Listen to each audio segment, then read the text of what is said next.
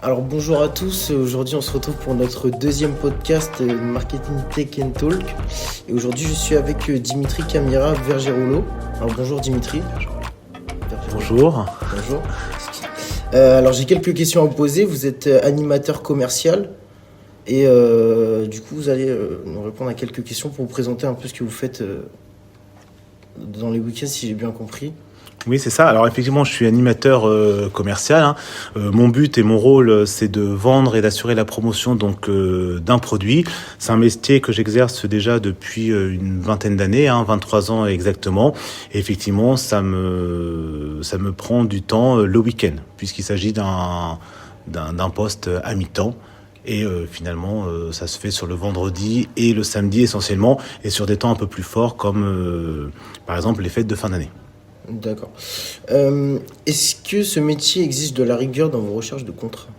Alors, pour ce qui est de la recherche de contrat, alors j'ai pas tant besoin de rigueur pour cela, puisque je travaille avec une seule boîte d'animation, contrairement à certaines personnes qui peuvent avoir plusieurs boîtes. Moi, j'ai fait le choix, puisque je travaille à mi-temps et que j'ai une activité à côté, j'ai fait le choix de travailler avec exclusivement une seule boîte d'animation. D'accord. Et donc vous faites partie d'un réseau de pros ou le type de structure de votre entreprise ? Alors, comme je vous dis, c'est une boîte d'animation qui travaille essentiellement avec des supermarchés, des grands groupes, Auchan, Leclerc, Carrefour. Donc, ces grands groupes font appel à ma boîte d'animation pour lancer des événements ou pour faire connaître certains produits. Et du coup, par exemple, la journée type dans un supermarché ? Alors, effectivement, je dirais qu'il n'y a pas forcément de journée type, puisque la journée d'animation dépend du produit que je vais devoir animer.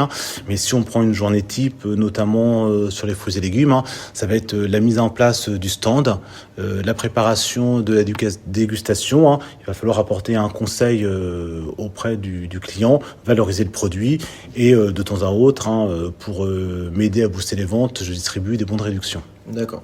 Donc si j'ai bien compris, les marques, les magasins vous sollicitent pour faire connaître le produit aux clients. Alors les magasins plus exactement contactent ma boîte d'animation qui elle-même me contacte par la suite. J'ai pas un lien direct avec le magasin puisque je ne fais pas partie du magasin. D'accord.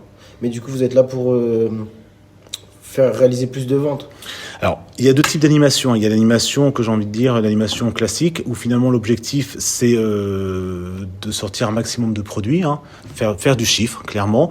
Et il y a l'animation qui est une animation plus conseil.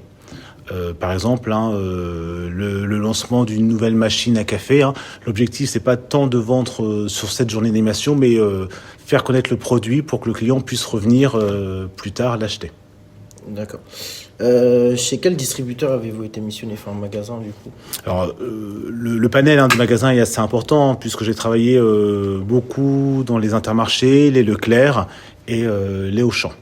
D'accord. Que ce soit ici ou en région parisienne. Et quelle est votre dernière animation ? Alors, ma dernière animation a eu lieu le week-end dernier. Il s'agissait d'une animation rayon fruits et légumes et plus exactement au niveau des fleurs, en vue de la fête des mères. L'objectif était de mettre en avant les produits, de conseiller le client et là encore de faire du chiffre. Super. Écoutez, je vous remercie pour ce petit échange. Je vous en prie, je vous remercie également. À une prochaine fois. Merci bien. Au revoir. Au revoir.